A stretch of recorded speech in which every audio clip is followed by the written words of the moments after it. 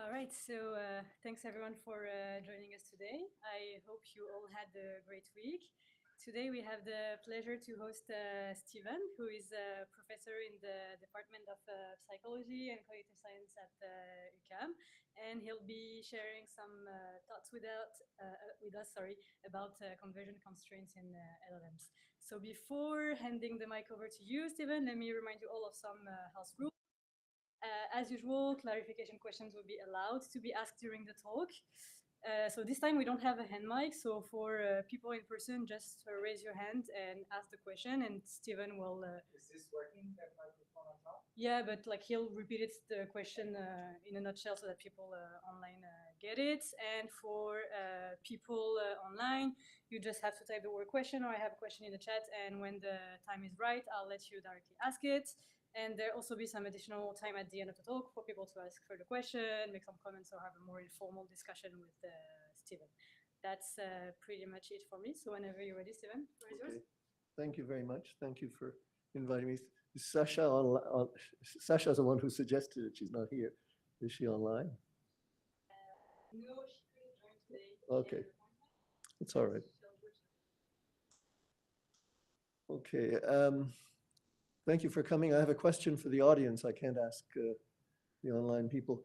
There was a link to a chat GPT discussion of the contents of this. Anybody actually look at it? Well, I still, right? Yes, I did it because I suspected, and I think it's true, that I won't be able to say everything coherently now, but it's all in there. One of the good things about ChatGPT, while it's busy flattering you and getting what you're saying wrong, etc., is it makes you focus on what it is that you really want to say. So everything that I wanted to say to you is there. It's much longer. You can look at what I say if you want to know what I said over here, but you can also look at what ChatGPT replied, because it's not always stupid. Okay. In fact, the reason I'm here is because I know, we all know, roughly speaking, what it is that the computers and the software are doing in order to produce the performance of ChatGPT. But I would say that no one can put their hand on their heart and say, I am not surprised and I understand the performance of ChatGPT, such as it is, given what I know about the resources that give it to us. I think that the honest answer is it's a surprise, a really big surprise, a surprise that occurred when we reached a certain level of size, of LL-ness. And it must have something to do with that. In fact, I think it has to do with the scale, the LLM scale of data available and of data analysis available to GPT. And it's also related, and this is, I'm a cognitive psychologist. I'm also interested in the nature of language. And I think the success of this experiment, the unexpected success, tells us something about the nature of language as well. The language at scale, okay? So let me start.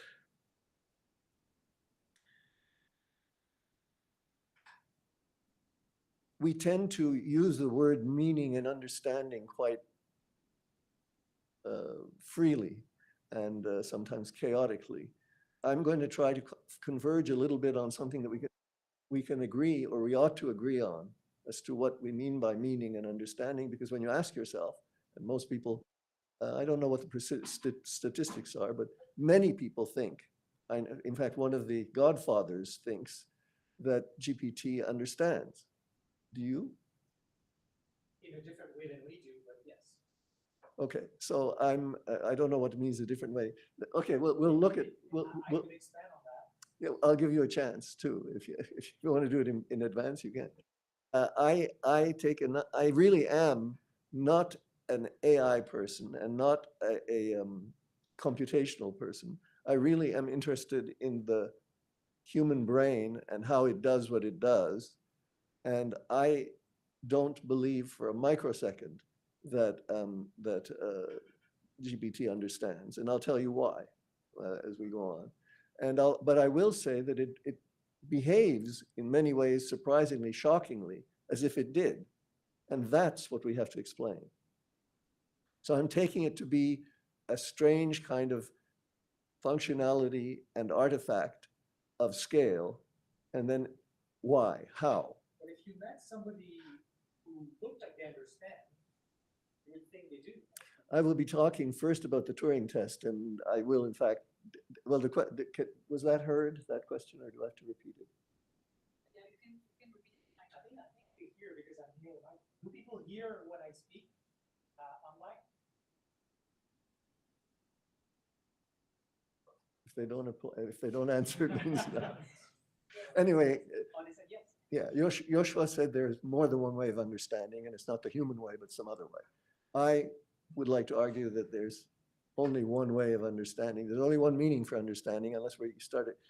Let me introduce a piece of vocabulary which I overuse. Do you know what a weasel word is? Mofwin. Weasels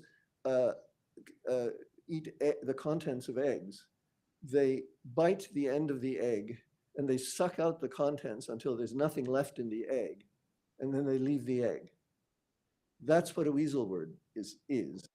Using a word as if it has contents, but it doesn't. There may be lots of people's fantasies about what the contents are, but there is no agreed upon or substantive substance. And in the case of understanding, we have to admit we know when it is that we understand something. I mean, if you speak to me in Hungarian, I'll understand you. And if you tell me something whose reasoning I can follow, I'll understand you. And that's understanding, no doubt. And it has some features which certainly this doesn't have. One of the features that it doesn't have, the obvious one, is the feeling that we have when we're understanding. I don't think you're attributing that feeling to GPT, are you? No. Okay, so that's one thing that's missing. There's another thing that's missing that we all have, it doesn't have and cannot have, and that's grounding. And grounding is not the same thing as feeling. I'll be talking about that today as well. Okay, so my hunch, and I'm gonna call, I have about 6 hunches. Maybe I'll label them H1, H2, H3 as I go through my transparencies. My hunch is that what is giving us this shocking feeling, our feeling, that it's understanding is due to biases, benign biases that come out at scale, that are not there at the ordinary scale of language, and nor at the ordinary scale of mentation. I cannot fit ChatGPT's, I call it, in my courses, I call it the big gulp, which gets bigger and bigger every few months, where it swallows the internet and swallows the literature and so on, and accompanies it with resources we really don't have in the brain, even though the brain has tremendous capacity, and some people have compared it to the distributed computers here and all those parameters that it could handle that. I don't know whether the brain literally has the capacity to handle all that, but it can't because it's doing a lot of other things already. So you cannot use the brain as the hardware for producing GPT because there's not enough space left. And also, I don't think that what it is that's being done by GPT could possibly lead to grounding. And another thing. It's true that I coined the word symbol grounding in 1990, but I almost wish I hadn't. And I don't even look at the references to symbol grounding anymore because it's been so weaseled. It's nothing even faintly close to what it is that it was intended to be. Some few people have gotten it, but most people it to mean whatever they want it to mean. And in its original intention, this is something that LLMs do not have and cannot have, and you'll see why they can't. There are some attempts to talk about eventually giving it to GPTs, but I'll also to LLMs, but I'll also try to explain why there's no way to give it to them. Okay. You're looking at me as if you're. So you're also including the modern versions that have images, videos. Yes, that, and everything, not just text. near the end, I'm going to have a section called partial grounding in quotations. That's not grounding, but we'll see. We'll get to that. So I think it's benign biases. It's like some kind of convergent constraints that reduce the options for GPT when it responds, even more than the people who simply take what the algorithms it's using and the data that's using to be sufficient for. I think it's squeezed more, compressed more in the right direction. And what I mean by the right direction is the ability to make us really think that it understands us, and it makes it possible for it to help us collaboratively the way it would with another thinking person. As for the Turing test, I'll get to that in a minute. For many years, I predicted that without grounding, you couldn't pass the Turing test. I don't think it's been passed by GPT either, but I'm willing to suppose that it has, because there's more than one Turing test. Just like you think there's more than one. It's never been specified. Pardon me? It's never been specified here. I'll do my best right now. Okay. I think no.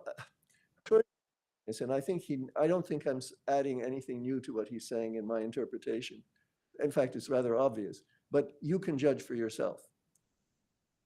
I'm anticipating all my slides. There are at least two, there's more than two, but there are two variants of the Turing test. The original one, which is a chatbot, and I call it T2, the original one. But I don't think for 1 minute that that's all, or particularly what Turing meant, because the next version is a robot that is just like the chatbot is Turing indistinguishable in its capacities to process language and to speak and to understand, and indistinguishable to a human being from a real person. The robotic version, T3, also has that criterion. It has to have all of the sensory motor capacities in relation to the reference of our words that we have. And ChatGPT certainly doesn't. And these partial attempts are, I call them sort of a toy grounding, where you have a few selected words that you can marry with a camera and with hands, but that's not grounding. Grounding is total indistinguishability.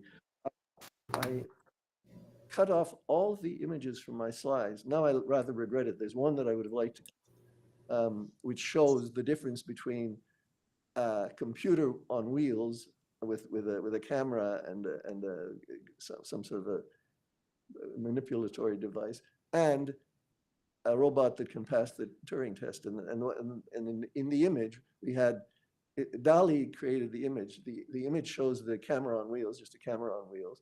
And the robot walketh among us and is indistinguishable from us. And I don't care about its appearance. We've become so tolerant of robots these days that it doesn't matter if it doesn't look that human.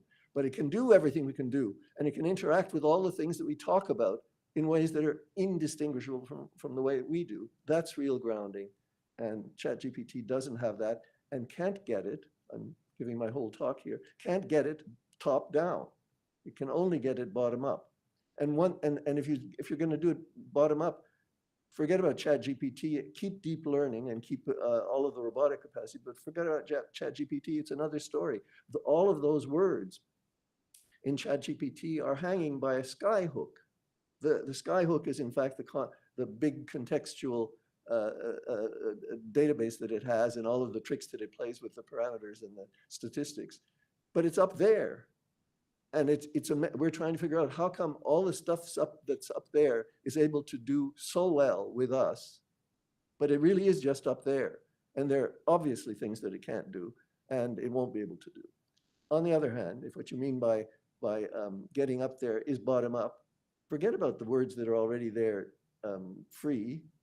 Forget about all of the text. They can be reference books for a T3 that really passes T3. It sources. When T3 wants to find something on internet, it goes to internet and it finds it, right? But it's not it's not something that develops out of GPT, and it's not and GPT's remarkable performance is not because of that. Are there any questions and objections from anyone beyond Joshua at this point, or can I go on? Okay. Sometimes a question I have to do that. Half past. 11:30. Oh, 11:30, okay. So the Turing test, fortunately, I've gotten ahead of myself. The original 1950 paper by Turing challenged, remember that the Turing test is not the Loebner Prize. It's not this business about fooling 75% of the judges for a 10-minute question. The T2 Turing test, the purely verbal chatbot Turing test, is to be able to interact with human beings with capacity. The most important thing is to have the capacity to interact the way that a human does, talk. And to have it, second criterion. First criterion is to have all of the verbal capacity that a normal human has. And the second one is to have it indistinguishably from another human. And what was ingenious about that from him, and it applies just as well to T2, is that in the end, he mapped out the program of cognitive sciences that way. Because he says, because if we include T2, which I'll get to in a moment, what else can you ask for? All we have is what human beings, intelligent creatures, can do. And so the burden is to explain how, to reverse engineer it, to come up with a mechanism that can do all of those things that we can do. And the criterion for the fact that we have, in fact, succeeded in reverse engineering verbal capacity is that we have something that for a lifetime, not for 10 minutes, but for a lifetime in principle, can do verbally anything that any normal human being can do, to the point where no one would suspect that it wasn't a human being. Now, you can swing either way on ChatGPT. I'm willing, for the benefit, for the sake of argument, to say it's past it.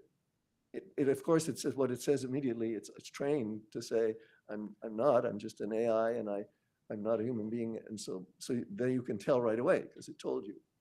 But I think it has capacities that are commensurate with being able to do that. So part of the reason that GPT says to you what it does and doesn't say what it doesn't say, the reason it gives you so many compliments and it tells you how much unresolved complexity there still is because it's been trained to do that.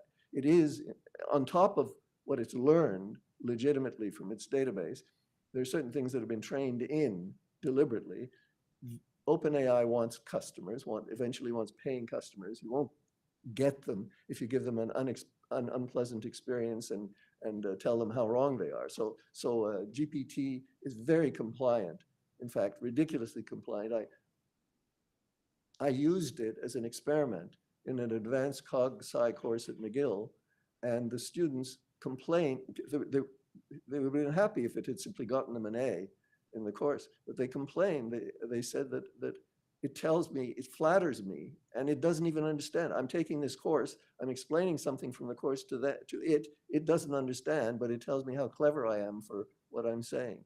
That's a gimmick, and I don't think anybody mistakes that gimmick for being the nature of GPT. We know why it was implemented, partly because if we really let the big gulp, all of those words, determine the style and the content of what GPT says, there's a lot of unpleasant things that come out. So you have to kind of filter that out. But that's not the end of the story. The reason I don't think that it passes the Turing test is because in the definition of Turing himself, he did not.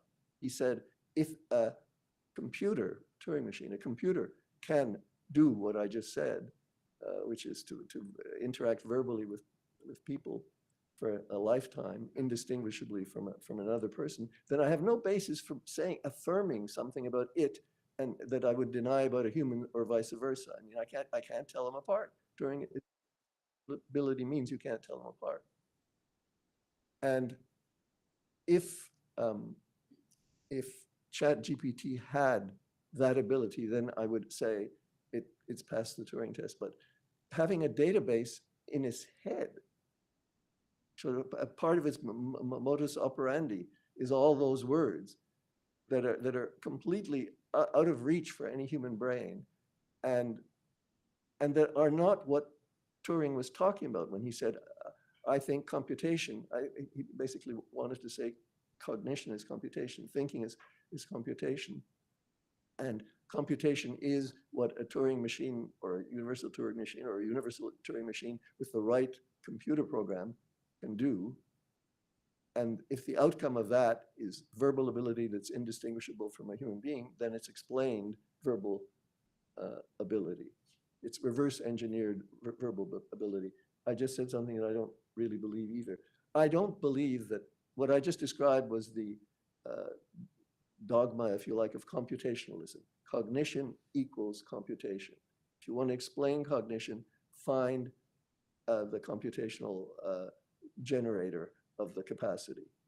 I don't think Turing was a computationalist. I think he was way too smart for that. There's much more under the sun than computation, which is the manipulation of symbols on the basis of their shapes according to an algorithm, which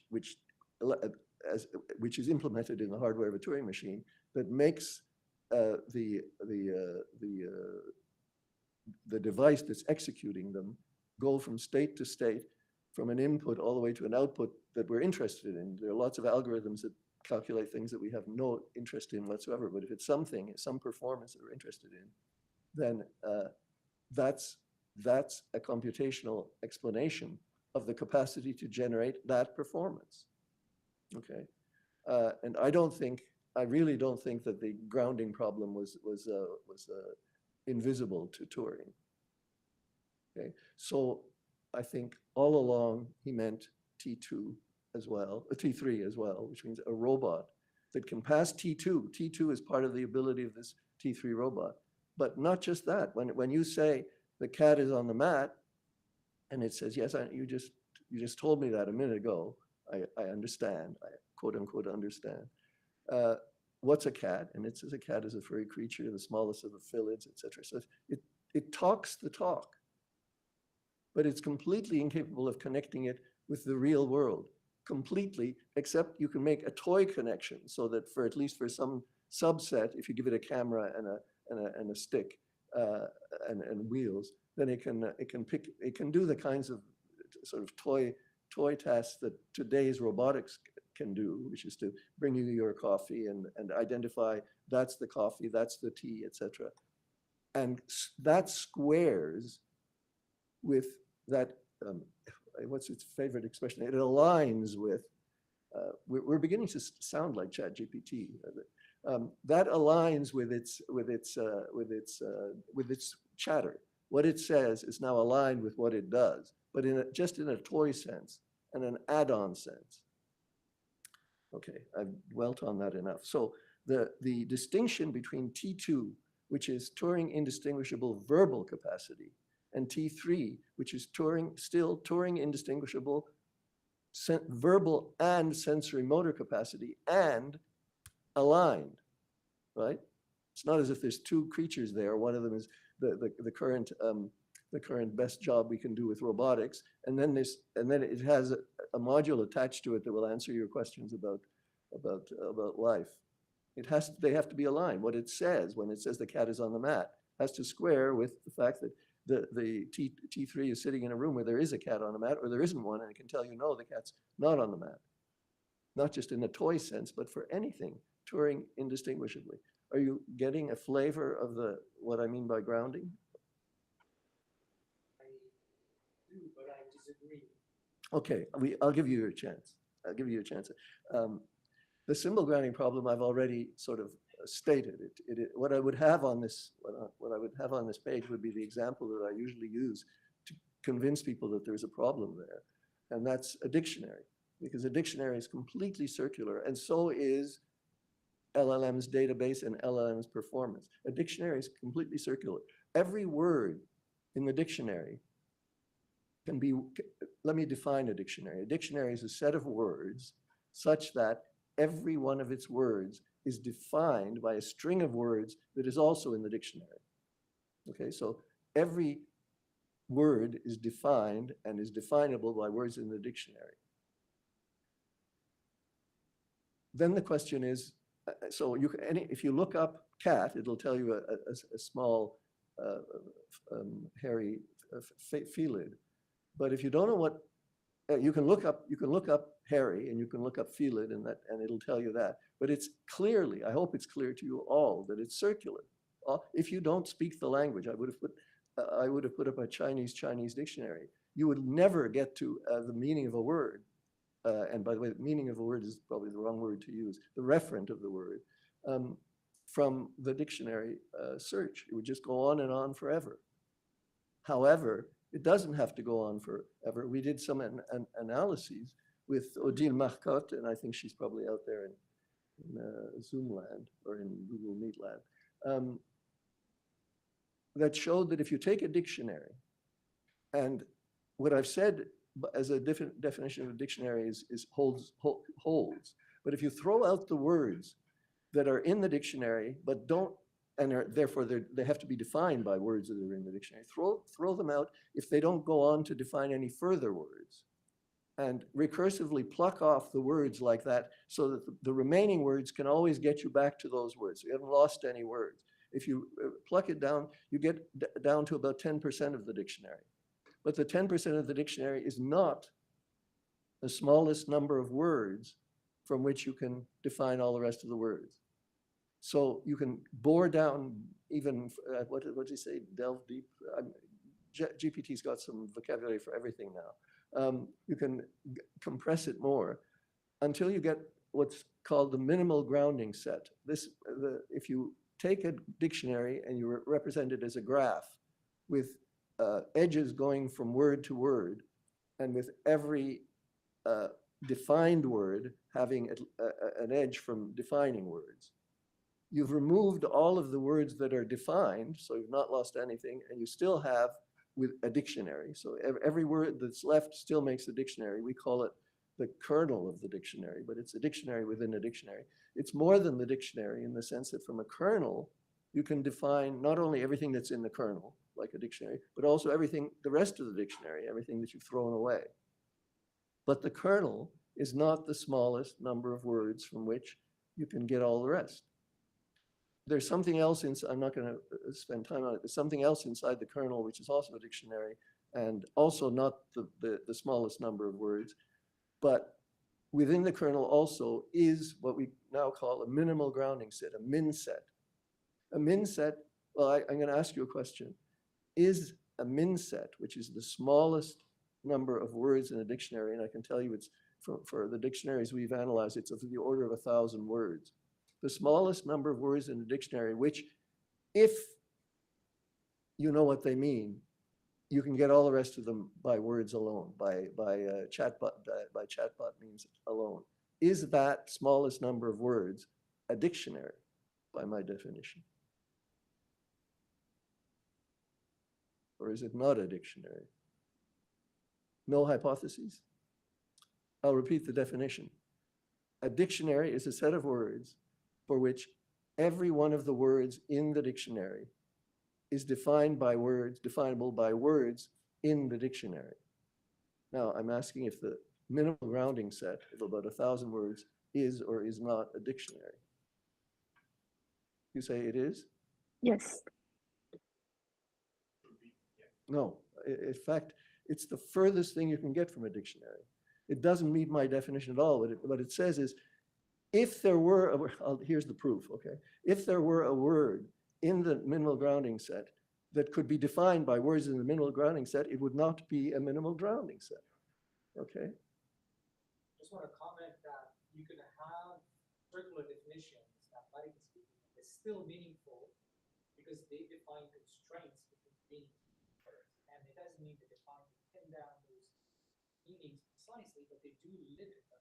You're absolutely right, and there's Joshua said that dictionaries have words that are they're circular, but they're not circular in a bad way because they are another kind of word. I should have said, it comes later.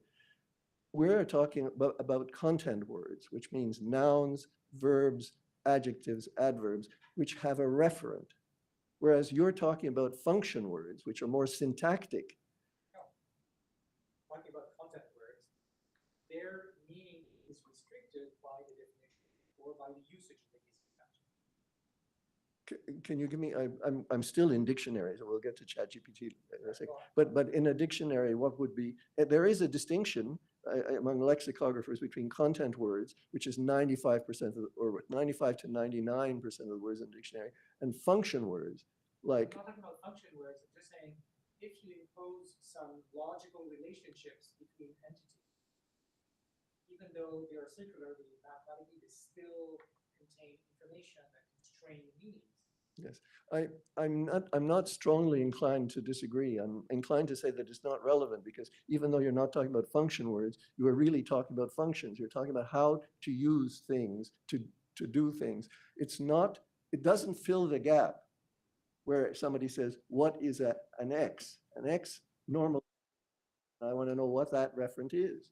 If it's something like multiply, okay, then multiply can be functionally defined by, we know how to define it in Peano arithmetic.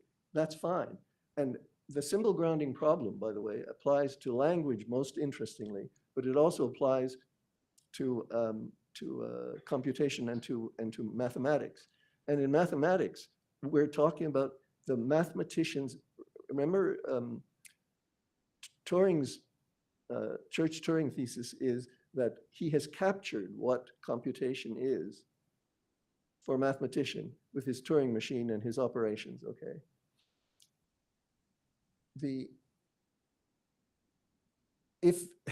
I'm not a philosopher, so I don't want to say too many philosophical things, but if Wittgenstein's dictum that words are, the meaning of a word is its use, it applies to words like what you're talking about, and it applies in mathematics, but it doesn't give you language, because for language you really need reference and not just what I do with this symbol. In fact, in squares, this kind of sort of circularity squares with what computation really is.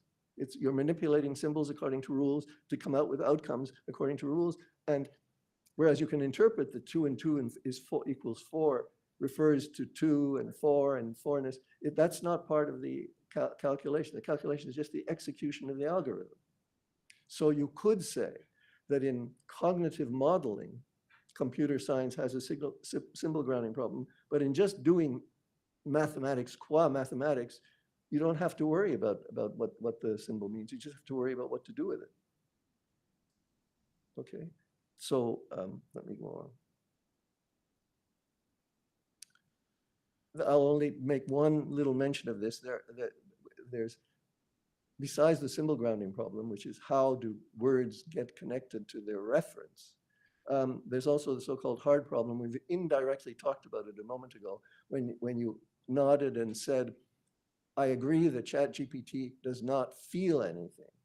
So it doesn't, when GPT uses, GPT has not quite aligned its use of understand. There will be one sentence in which it says, I'm just an AI, I don't understand a thing. And another sentence in which it says, yes, I understood what you said, you don't have to say it again. So the understood that I'm talking about has two senses or two interpretations. One of them is what it feels like to understand. And the other one is to be able to do what somebody who understands that word would do, okay? So the hard problem is another problem, and I don't think it has anything to do one way or the other with biases that are saving ChatGPT, or that are giving ChatGPT the capacity that it has.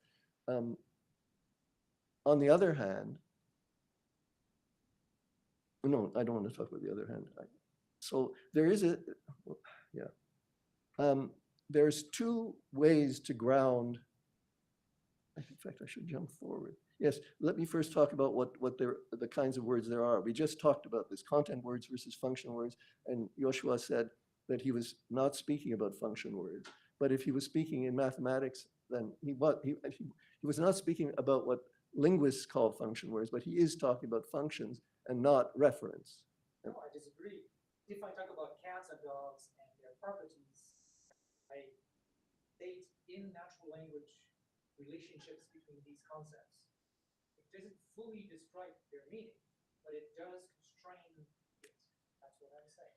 there's no question that there's constraint there. And in fact, we non-GPTs use it all the time. There's two, that was what I was going to say here.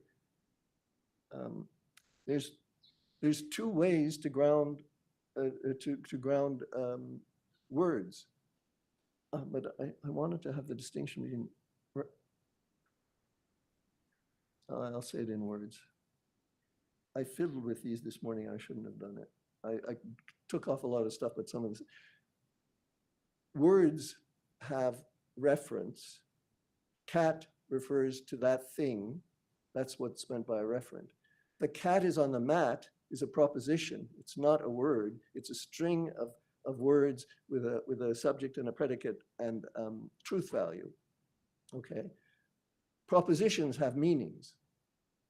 Words don't have meanings. If I just say cat, I mean, you could implicitly say what he means is what he means is that's a cat or there's a cat or something. But just by saying the word cat, I'm not asserting a proposition. I'm simply saying a word. And if you're grounded, you know the referent of that word. But it's the proposition, the cat is on the mat, that tests meaning. Because if you're looking at a state of affairs in which there's a mat on top of a cat, and you say the cat is on the mat, you've said something false. It uses the referent of cat, it uses the referent of mat, but the proposition is more than just another more fancy referent.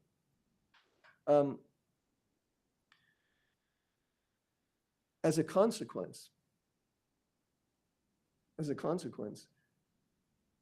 an opening is something's opened up in LLMs with words alone. If the problem is, how can a bag of words with all these tricks make so much sense and interact with you in such a what looks like a Turing fooling way? You're really thinking I'm talking to somebody now. You get it even when even if you're one of the people who doesn't think that it understands. There are moments when you say, but we just had an exchange and I just can't imagine having this kind of exchange with someone that doesn't really understand. There's an asymmetry between information that you get from a teacher verbally, and let's simplify and say, I'm not talking about a teacher who's demonstrating automotive mechanics visually, but verbally, whatever you can say with an instruction manual. There's a difference between between the teacher and the learner. The teacher has to be able to know what has to be said to the learner to get them to understand. If we're talking about what is the referent of the word cat, the teacher says it is a small furry felid. Okay, what's assumed on both sides between two people is that the speaker knows what small felid and cat means, and the hearer also knows what small felid and cat means, but small felid and what did I say? Furry. Small felid and furry knows those words, and the only difference between the teacher and the learner is that the teacher knows that the thing that is small, furry, and felid is a cat. It's called a cat, and it's a cat, and the learner doesn't. But once they've been told, they do know.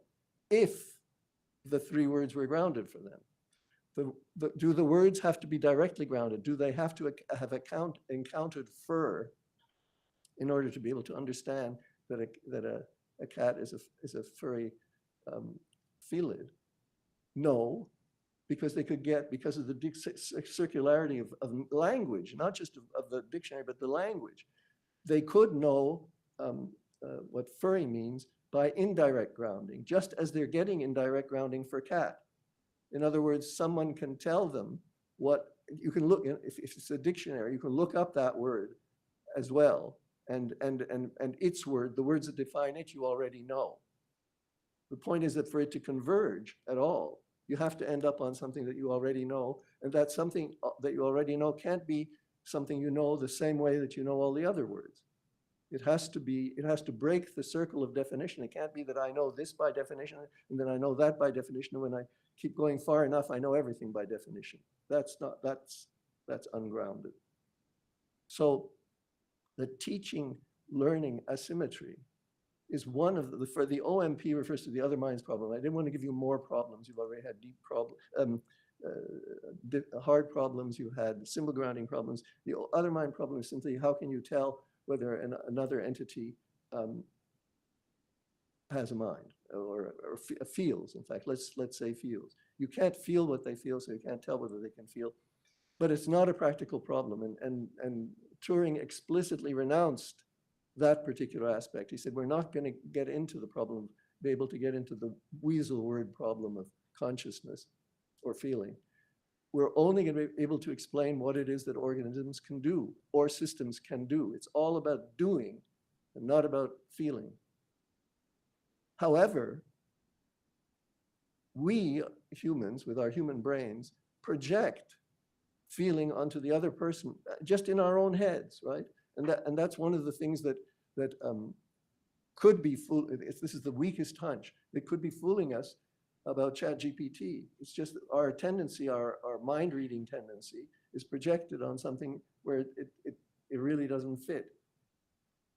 It's kind of a parasitism. But what you can note there is that there are two ways to ground reference of words. One of them is this indirect way, namely describe the features that distinguish the reference of the word of that word from what's not a referent of that word. And the other one is direct and robotic and sensory motor. It doesn't involve words describing features. It involves, let's say for the sake of argument, neural nets, neural nets that are processing sensory input, whether visual, auditory, or whatever, in order to extract features that distinguish the members of the category from the non-members of the category. You do get that in GPT-4. It knows about images, and the modern versions know even more, so they are grounded. No, I've sort of answered that. I've said there are toy extensions here. That's not an answer, it's just a label. Yeah, well, if I ask ChatGPT what is I'll pick something that usually people try to say cannot be grounded in a sensory motor way at all. What is democracy? It can define democracy, but it can't go out in the world and point to it. It doesn't have motor abilities, it has sensory abilities at this point. Well, it has toy sensory abilities, and you can give it toy. That anchoring the meaning of those words to some extent. Okay, let me prematurely classify why I think you think that it understands. You are assuming that these toys will scale up. Of course they will. Yeah, and I'm certain that they won't. They can, of course, they can scale. With advances in algorithms, not just compute. What? With advances in algorithms, not just compute. We know they're missing things in reasoning. Yes, let's leave that aside. I'm not contesting reasoning, although it does pretty well. I mean, okay, you're less impressed by its reasoning capacities, but it has them, and there are people who are as impressed with those as you are with what you are impressed with. But what I'm saying is, you're conjecturing, and you may be right, that there is some way, some useful way, that you can take all of the words in all of the languages, tel quel, in context, keep them, and eventually work your way down to their reference top down. With sensory input. The sensory inputs are not top down, they're bottom up.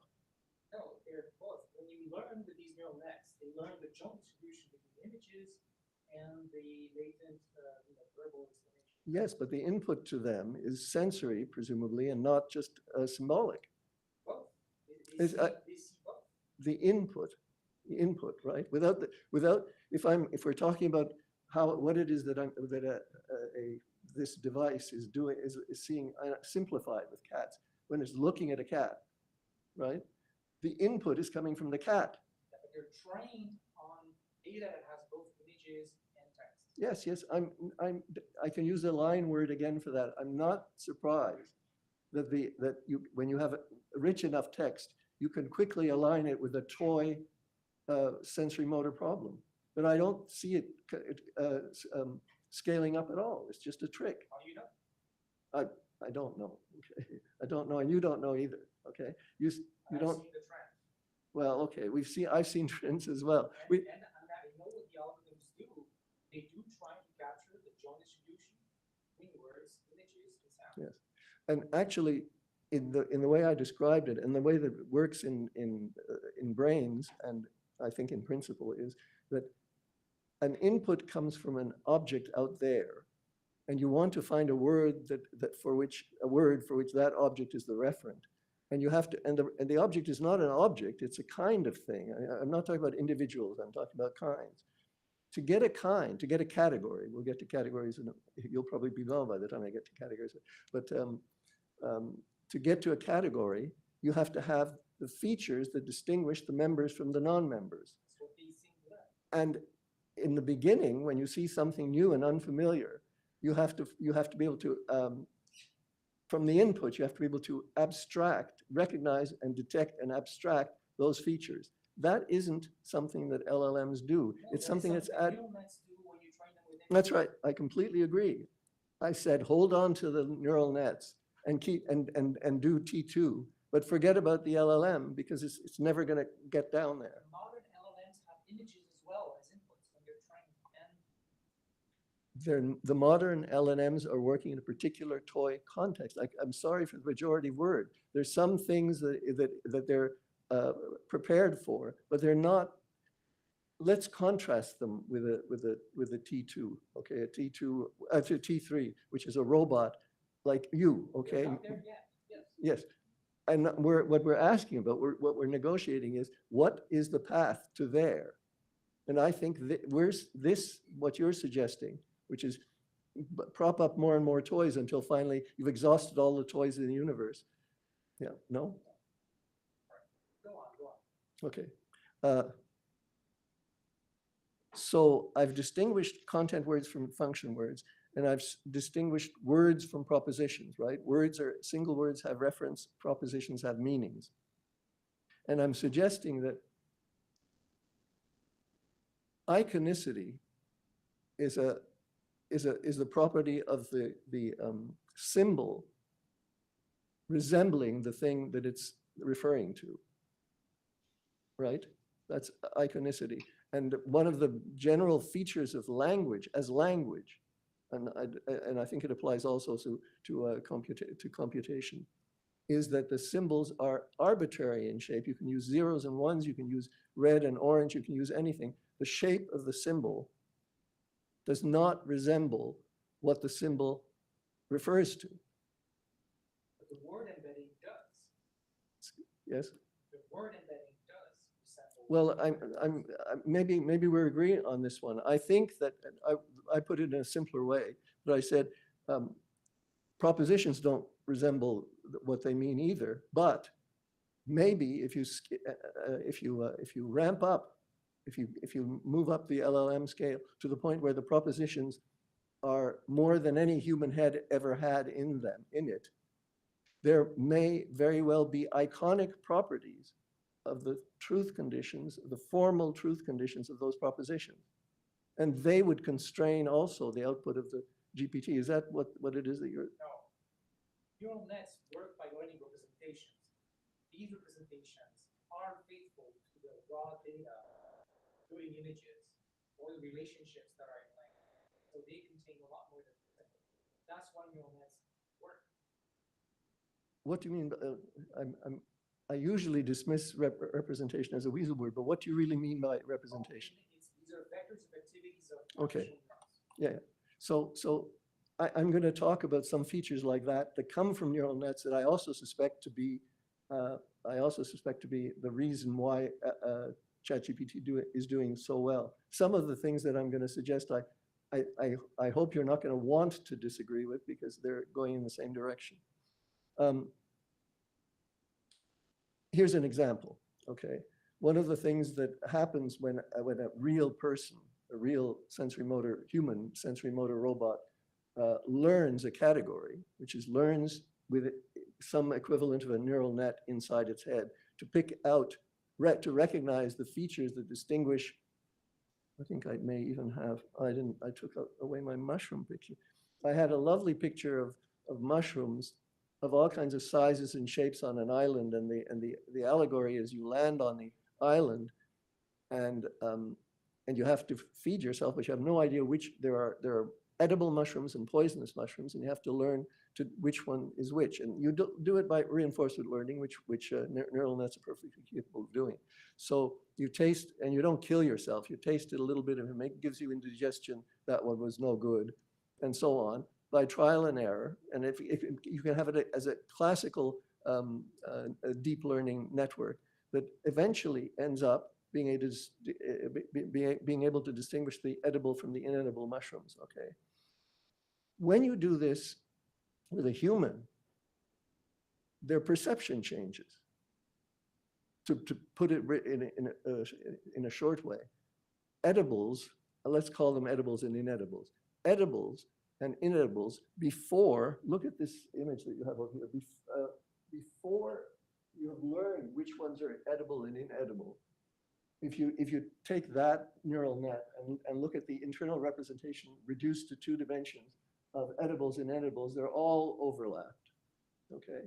And then as it does its reinforcement learning, there's gradually a separation in the representations your sense, so that they're now the differences between the edibles and the inedibles are maximized, and the differences within the inedibles and the double inedibles and double edibles are compressed.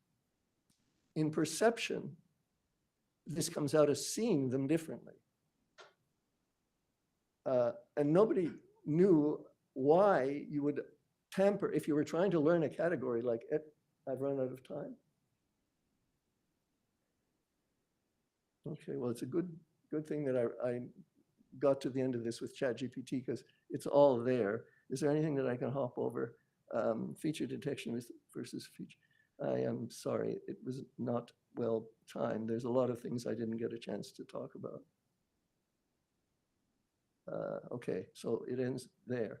There were 6 hypotheses, of which I got a chance to talk about one of them, about how it is that, why it would be that ChatGPT does as well as it does, despite the fact that it's ungrounded. None of them involve ever supposing that it can become grounded, except by not being ChatGPT anymore, forgetting what it got for what it got for free, which is all of these words, and simply getting what you can get earn with a neural net. If what you were saying was just being said about neural nets doing T3 stuff, I wouldn't have, but T3 is already interacting with the world. We haven't solved robotics efficiently, but on the perception side, neural nets are really good. And that has been plugged into the LLMs, for which existence March present last year, as some level of grounding, not the same as us because it doesn't have the same body, but it's being exposed to real sensory signals that do constrain the meaning. Yeah, another one that I didn't get to is partial grounding. What you're saying is that they're partially grounded. But it's always like even us, even we are partially grounded. We don't have physical experience of everything in the universe. We don't need it. We just need to get, What I mean is that a lot of our understanding is partial. We have some partial understanding of partial reality is seeping into our model of how the world works. And so is it for ChatGPT. We have a better understanding of things that are physical because we have more of that. yeah, I agree with you that we don't know everything, and I agree with you that we're always learning. But we are bottom-up sensory motor robots. That's how we started. That's where we're I going. don't know what that means. It means we're born with, we don't have the big gulp in our heads. We just have our arms and legs and eyes. Yeah, it's trained differently than we are, for sure. Yeah.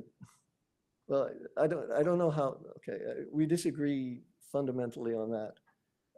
Yes, it's trained differently because it's a different kind of thing. Yeah.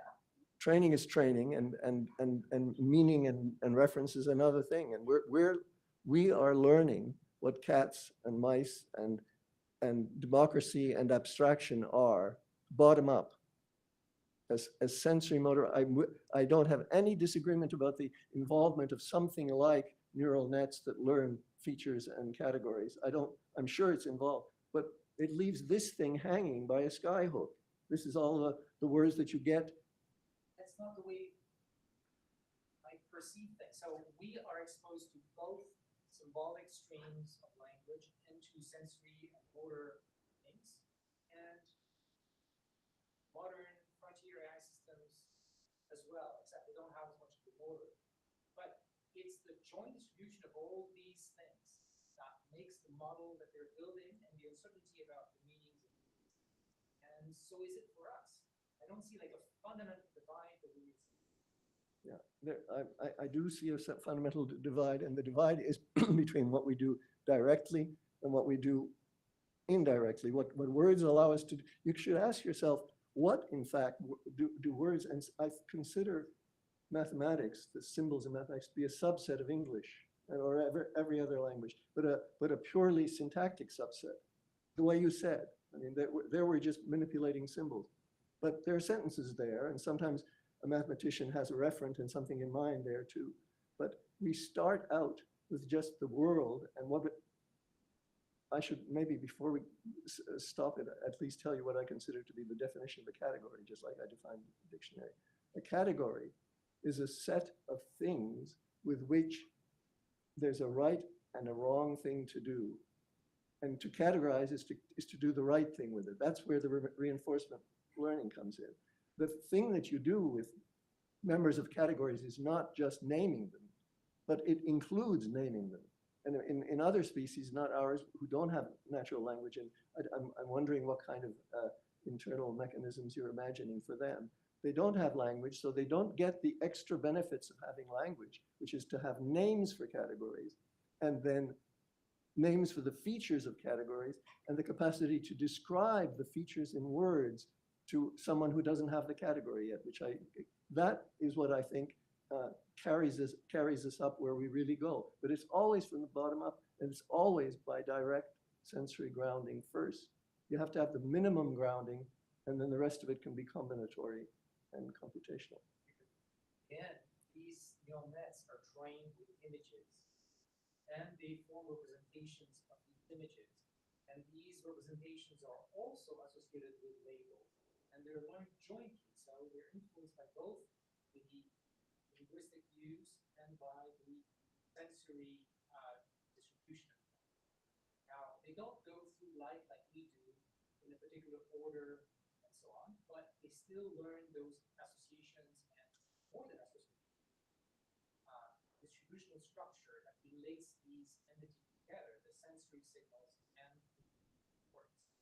I see that the notion of distributional structures is behind many of your intuitions and your predictions. And causal dependencies as well. Yeah, but when you say it's just visual, I mean, the way I just defined category, it doesn't have a body, so but it's nevertheless doing supervised learning. So if you're doing supervised, if there's a phase, okay, good. So let's stick with just unsupervised learning. It's not learning anything about what you do with these things. All it's learning is what their features are and what the correlations between. It's like somebody who is blind or deaf doesn't have the same meanings for things as we do. So it is missing some aspects of information about the meanings of things. But so are we until we discover some new ways of perceiving technology, for example. So we are all limited in different ways. The sensory perception and motor, these systems currently are more limited, but in the future will be less limited. But the fundamentals is understanding is about how you can predict given other things, how things are related to each other, so that you can make predictions. And these systems clearly have it. These neural nets clearly have it. And of course, the small ones have less of it than the big ones. So it's more data, more channels of information between the outside world and the models they're building have a better understanding. But there's no clear divide here. How does, in this view that you're describing, or this interpretation that you're describing, how does the big database play a role in this? I mean, it's the Training data, that's all it is. training for what? For understanding the relations between the things that are observed. So it observes words the same way that it observes pixels. It's just pieces of data. It's trying to find kind of a complicated logic, but not symbolic logic, that relates all of these pieces of data together. That's what machine learning is all about. That's what our intelligence is all about as well. There's something I often wonder here. When you're talking about deep learning, Yes. everybody who is talking about deep learning tends to put a lot more of its hopes on unsupervised learning than on supervised learning. Whereas That's a detail. It has to do with which part of the distribution you care about. And when you do unsupervised, that means you care about all the parts, all the dependencies. But what you're getting in all these parts and all these dependencies is correlations between, you said association, but correlations between features. There are regularities that are correlated. Regularities have frequencies and regularities have co-occurrence frequencies. Yeah, it's more than linear, but yeah, it's about the relationship, and they're uncertain relationship. They're like fuzzy if you want, but that's what learning does. It captures those dependencies. I prefer the word dependencies. That's the more correct mathematical. Mm-hmm. Well, I think we both care about learning and about dependencies and even about feature learning. But in my view, the important thing and the point at which it becomes grounding is when you're in supervised learning and you're getting things right and wrong in the world, not in your symbol land, not in the circular symbol land, but in the world. And the difference between supervised learning and unsupervised learning is unsupervised learning is feature correlations, and unsupervised is feature, and supervised is feature outcome correlations. And the outcomes are outcomes of interactions, sensory motor interactions with things. Eventually they can get a, yeah.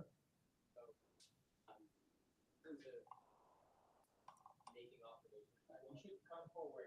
Yeah. Yeah. This microphone right there. So you're putting a lot of emphasis on interaction with the world, but from ChatGPT's perspective, the world is just the words that are coming. The actions it can take are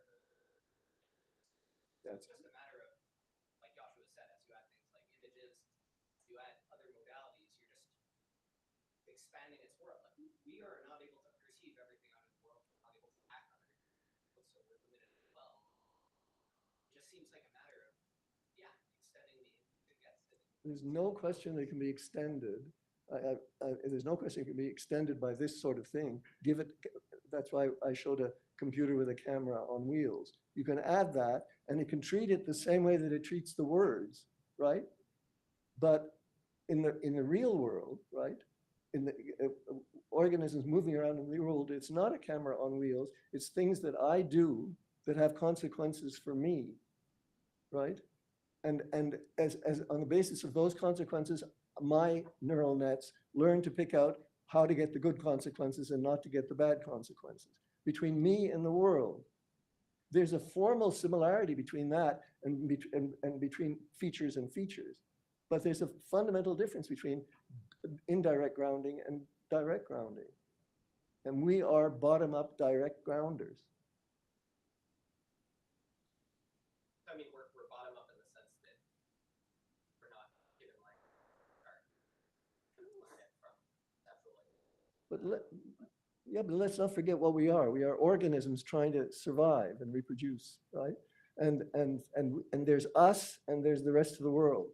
And all of this stuff is coming out of an interaction between us and the rest of the world, not between representations and representations, which is like between features and features. So if you had a ChatGPT like a camera on wheels where it controls the Yeah. I think what you could do with that is exactly what you could do if you threw away the LLM part of it and simply took a deep learning, a system with deep learning and started trying to train it up to become a T3. But I don't think that this other thing, which we're all talking about now, would play any role in it. Well, it would, because you want that T3 to also understand language and manipulate language. Bottom up is the way that you, Shoot for that. bottom up is the way that you get to language. It's not that you don't get for free No, a whole for bunch. us.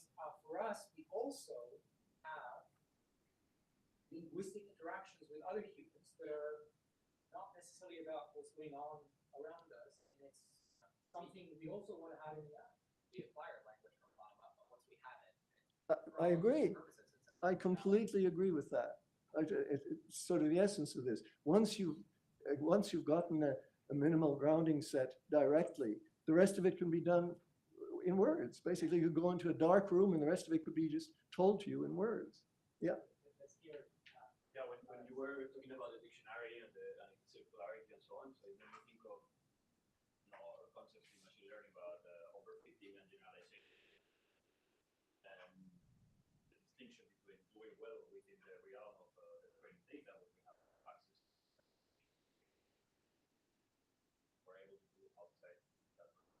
Patterns are concepts that work with me, what that fits right as well. So maybe if I understand correctly, my understanding of what you're saying is what ChatGPT has an enormous database that because it has access to it, then well, it is contained there, so there's not even Not everything is contained there, but everything that we need to do what? I mean, remember, for me, the dictionary, and we worked with dictionaries before we saw LLMs. The dictionary is a tiny m, LM, right? And even the dictionary, in principle, even just the dictionary, if there were some way of getting the minimal grounding set grounded, and my only way is bottom up, but if there were a way to ground it, then the rest of it could be done by the dictionary. What you have with LLM is a much bigger dictionary, an encyclopedia, a textbook, a professor, that, etc., all of it together. But that's not how we read. Yeah, I agree with you. What I'm trying to suggest is whether we could connect this in order to understand your point for us, connect to these ideas of I think overfitting generalization. Like once we have the training data, then yeah, of course, ChatGPT looks pretty well in the things it's being trained on, but only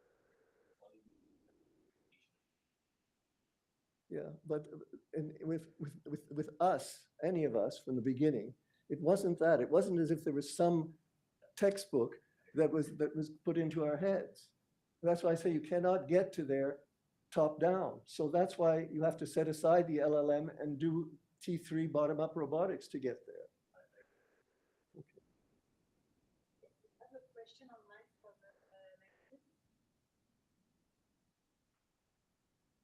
Someone entendre that?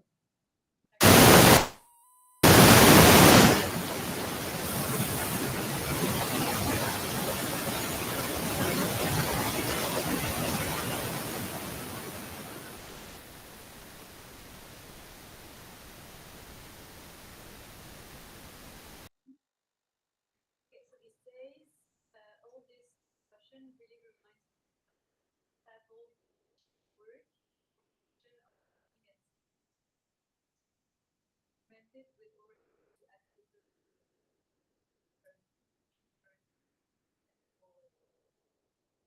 Who was the first, the name that you said? I don't know who that is. But yes, I mean, it's like a normal person who has retired into his bedroom out having learned the language and learned the rest of it from books. Fine, yeah, we knew that that was possible, but we didn't take that sort of hybrid process of whatever it is that made the book, how this stuff got into the book, and how it got connected. What we already knew. We didn't call that the one thing that's always going on.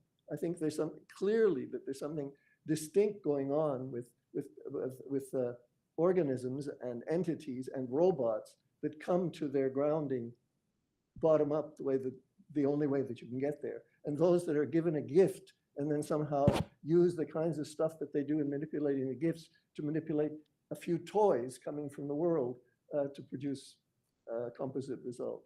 I don't even know if those have more to do with, I mean, maybe you could say that I'm dreaming when I say that you could do bottom-up T3 robotics. You could say maybe it's not impossible. I don't know why it would be impossible. It seems to be the way that we do it. But the way that's preferred by the people who believe, who are strongly inspired by LLMs, is kind of, it's believing in a how shall I say, a non-converging process. It believes that it assumes that all these words, which have their reference and have their meanings for us users, that somehow autonomously in there, those same things can produce what we could only get to bottom up in the first place. I don't know any more clear way of saying it. It's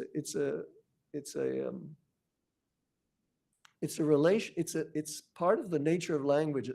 And I think, in fact, if I had to say the one bias that was the most powerful in giving the remarkable performance of LLMs in GPT that we get, the one thing is language itself. In fact, the sixth of the hunches was Chomsky's hunch. There's so many things that I didn't say. I really recommend that you read my interaction with GPT because he didn't interrupt me, and I got to say everything. Don't go by the fact that I don't know if I convinced GPT or not, because he's wired to sound like he's convinced. But I managed to get it all out. And now I've lost the thread on what I was going to say. Oh yeah, one of the things I was going to say was that the sixth hypothesis was Chomsky's hypothesis about the nature of language, namely that, I have to take 2 steps back. GPT does not make ordinary grammar mistakes. What lesson do you draw from the fact that it hasn't been taught ordinary grammar, and yet it's not violating ordinary grammar? It doesn't say things between you and I. My hunch is, because people do, my hunch is that the only reason it doesn't say between you and I is because not enough people say between you and I. If in its big gulp was a large chunk of not quite grammatical English, it would be giving us not quite grammatical English. Instead, it's sort of distilled out ordinary grammar, but without knowing the rules of ordinary grammar. It just doesn't hear anything that doesn't conform to it, and so it conforms to it as well. With universal grammar, Chomsky's universal grammar, that's not the case because people don't learn it either. They conform to it. His first hypothesis was that they conform to universal grammar, which is another grammar. Structural constraints. The reason that they don't violate UG, universal grammar, and is not the same as the reason that ChatGPT doesn't violate OG.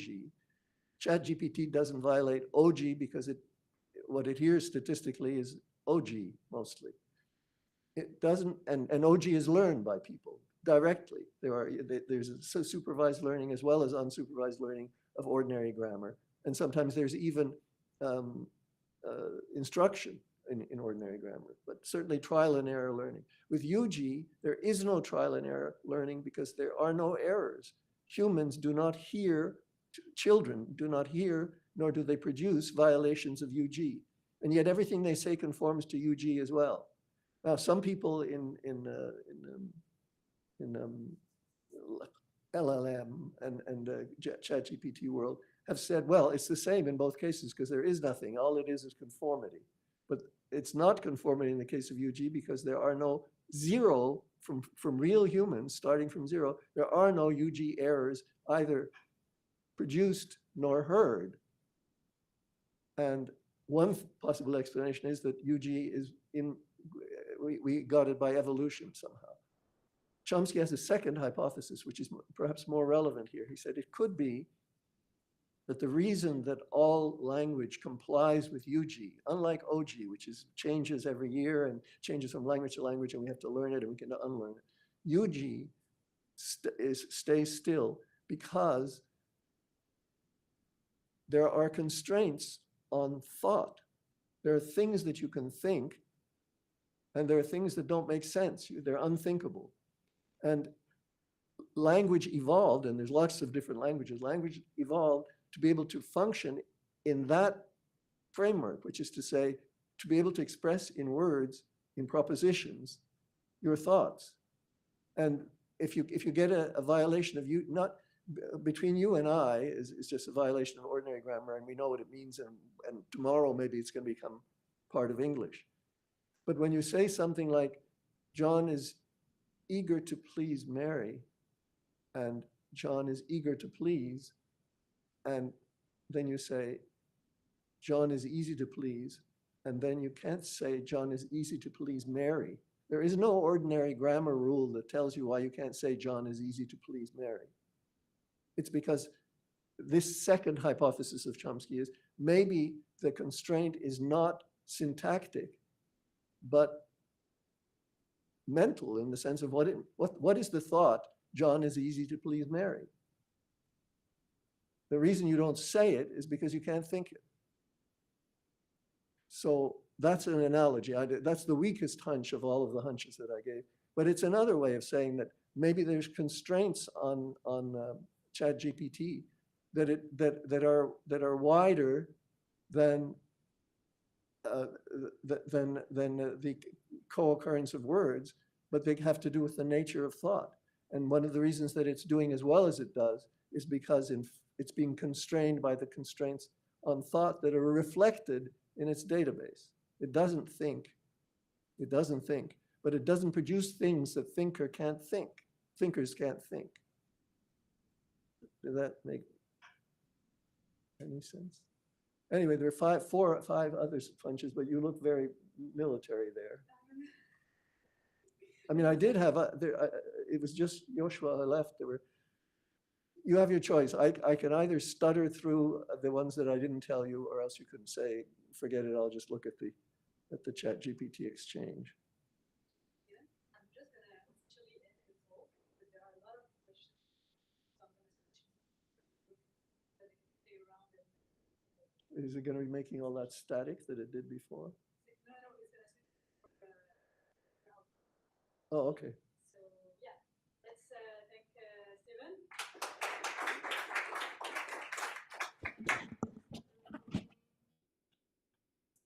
Yeah, people online, feel free to stay around.